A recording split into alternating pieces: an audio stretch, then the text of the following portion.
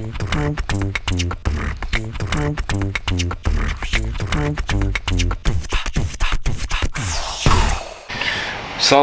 warahmatullahi wabarakatuh. Afiamen, kembali dengan saya. Kali ini masih dalam suasana duka cita. Saya ingin membahas kejadian yang belum lama sekali, baru 1 pekan yang lalu, yaitu tepatnya tanggal 21 Juli 2022. Kami semua kehilangan sahabat, saudara, teman akrab yang sudah lebih dari 25 tahun kita saling mengenal, yaitu Kapten Boy Awalia yang baru saja meninggal pada kejadian heart attack di Surabaya tanggal 21 Juli 2022. Dan saya akan mencoba untuk mengulas bukan dari sisi almarhum, kenapa bisa terjadi, bagaimana kejadiannya, itu sudah takdir ilahi, yang mana kita tidak pernah tahu kapan kita akan dipanggil. Panggilan itu bisa saja terjadi kepada siapa saja, di mana saja, kapan saja, bahkan sedang tidur pun kita bisa dipanggil dalam hal ini. Karena heart attack itu adalah silent killer, yang mana semua orang bisa mendapatkan itu. Amit-amit.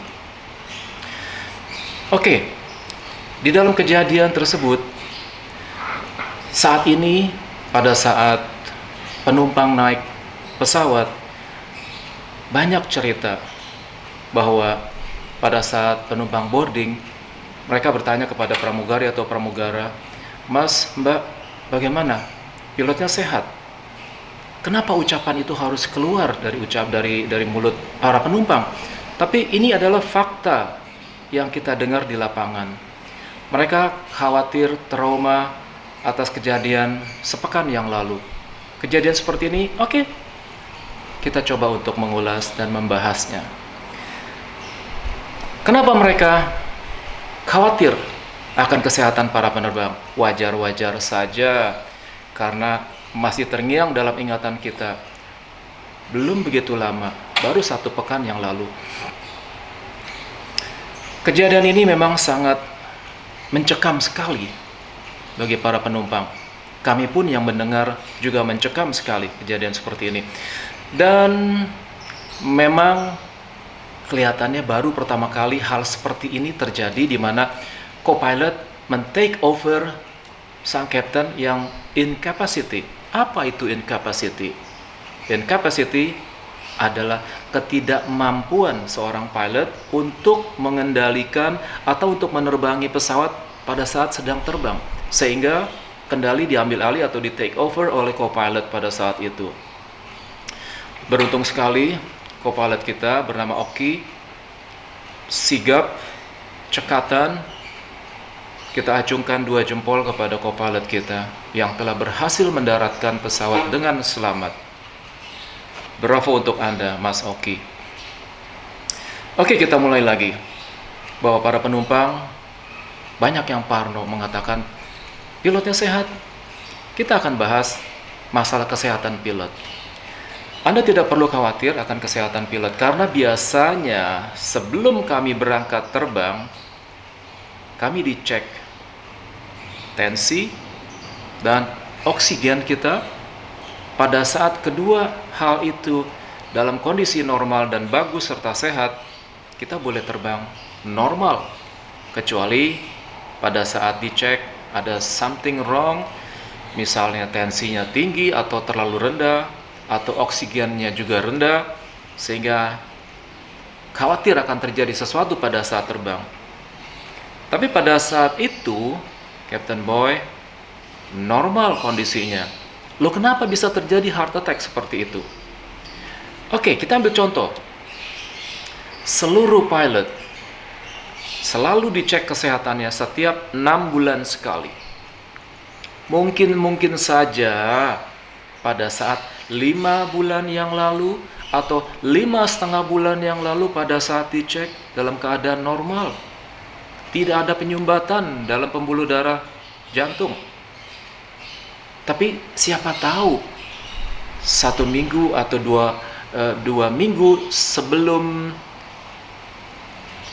next schedule medex terjadi penyumbatan di jantung. Siapa yang tahu hal seperti itu? Banyak sekali ada orang mengatakan, wah baru 2 bulan lalu, baru 3 bulan lalu diperiksa normal, atau dia normal tidak ada masalah, tapi kenapa sekarang bisa tiba-tiba kena heart attack? Bisa saja terjadi hal seperti itu. Jadi kita tidak bisa menyalahkan HPN atau kesehatan penerbangan yang mungkin sebagian orang mengatakan bahwa kecolongan. Tidak sama sekali. Kalau Anda mau tahu di HPN kita ini, kesehatan penerbangan, hasil cek medical test kita itu really super. Tidak akan mungkin kita kecolongan. Penyumbatan sekecil apapun selama masih ditolerir akan ketahuan. Jadi kalau seandainya pilot dicek kesehatan jantungnya di EKG atau di treadmill, terdetek ada penyumbatan sekian persen, maka sang pilot itu harus masuk ke rumah sakit jantung. Untuk apa? Untuk solving the problem. Entah itu di kateter, entah itu di ring, dan itu pasti akan ketahuan. Segitu ketatnya di dunia penerbangan masalah kesehatan. Karena hal seperti ini adalah sebuah keselamatan yang NKRI tidak ada tolerir untuk kesehatan. Safety is number one. Yang kedua, bahwa di dalam dunia penerbangan, sebagian airline, tergantung dari airline yang mana dibatasi umur terbang antara captain dengan co-pilot, itu tidak boleh melebihi 115 tahun. Contohnya, sang captain berusia 60, sang co-pilot 55 tahun, di total sebenarnya 115. Dan dulu bahkan pernah ada batas maksimum 120 tahun. Captain 60, co-pilot 60 tidak boleh terbang. Tapi sekarang peraturan itu sudah dicabut. Tergantung dari perusahaan itu sendiri apakah masih membatasi jumlah umur antara captain dengan co-pilot. Tergantung dari perusahaannya masing-masing. Kenapa dikhawatirkan? Ini masalah safety lagi. Dikhawatirkan kalau usia captain dengan co-pilot itu sama, let's say 60-60. Katakanlah dua-duanya captain, tapi satu menjabat sebagai pilot in command. Dua-duanya captain. Satu bisa jadi instruktur, yang satu adalah captain biasa. Dikhawatirkan di usia 60-an mungkin awareness-nya agak sedikit berkurang, tapi selama kompetensinya, ceknya itu bagus, tidak ada masalah. Tapi dikhawatirkan misalnya gampang ngantuk, lalu kalau terbang sama seusia 60 dengan 60, dua-duanya ngantuk misalnya, dan itu dihindari hal tersebut. Maka dari itu, sang captain akan didampingi oleh co-pilot yang usianya di bawah 60, bisa 30, 40, atau 50 maksimum.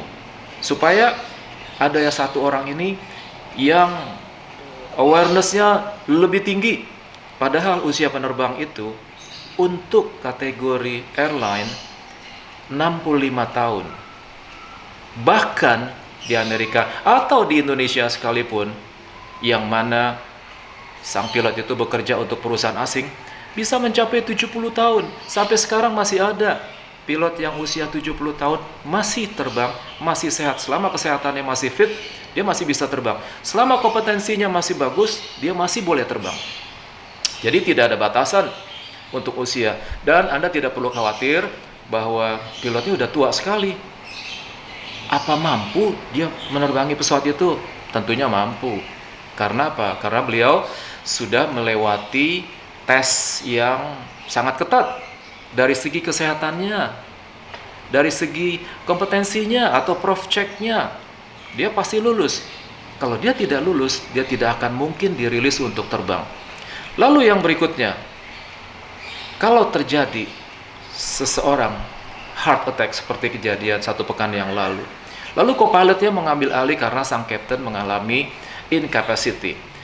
Sang co-pilot bisa menerbangi pesawat sampai mendarat. Sudah terbukti sepekan yang lalu pesawat sudah tidak ada kaptennya karena kolaps, karena incapacity, diterbangkan oleh co-pilotnya.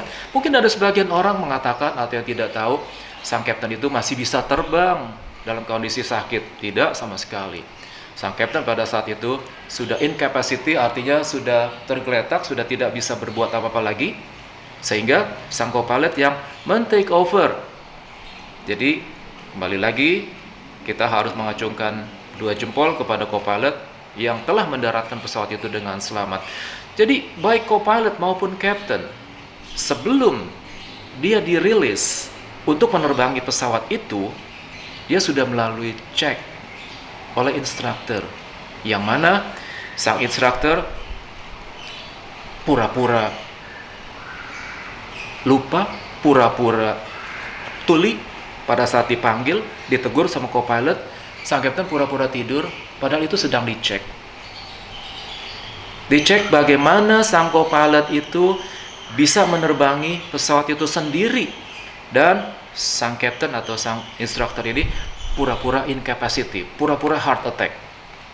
Di saat itulah sang instruktur bisa menguji, mengecek co-pilot ini sanggup atau tidak menerbangkan pesawat ini sendiri, dan itu sudah terbukti.